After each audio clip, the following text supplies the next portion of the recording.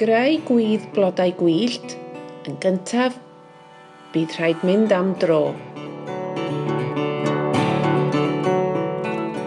Dewch o hyd i 4 brigyn tua'r un maint ac yn eitha syth. Yna, ewch ati i bigo blodau, dail ac unrhyw beth sy'n cymeryd eich sylw. Does dim rhaid cael dôl neu ardd mawr. Sylwch bod amrywiaeth eang o flodau o planhigion wrth ymyl y ffordd.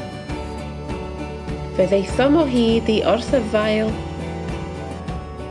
pabi Cymraeg neu'r pabi melyn, llygad y dydd, a botymau crys. Yna, ar ôl cyrraedd adref, trefnwch y 4 darn o bren mewn siap sgwâr. Bydd angen edafedd a siswrn. Clymwch 4 ochr y sgwâr gyda edafedd neu chortyn neu beth bynnag sydd gennych ar gael.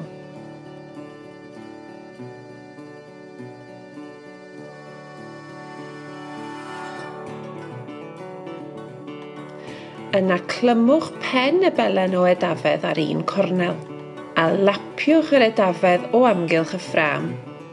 Gan weu yr edafedd drwy'r cefn a rown dros yr ochr uchaf, tynnwch yr edafedd yn dyn tra'n gwneud hyn. Clymwch yr edafedd ar y gornel olaf. Yna, yn dechrau gyda'r dail neu flodau mwyaf, dechreuwch weu.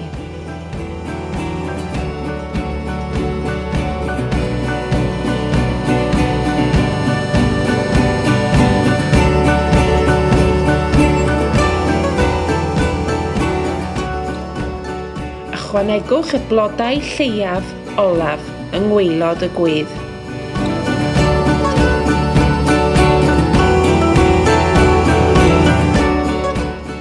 A dyma'ch gwydd blodau bendigedig i arddangos yn eich cartref neu yn yr ardd.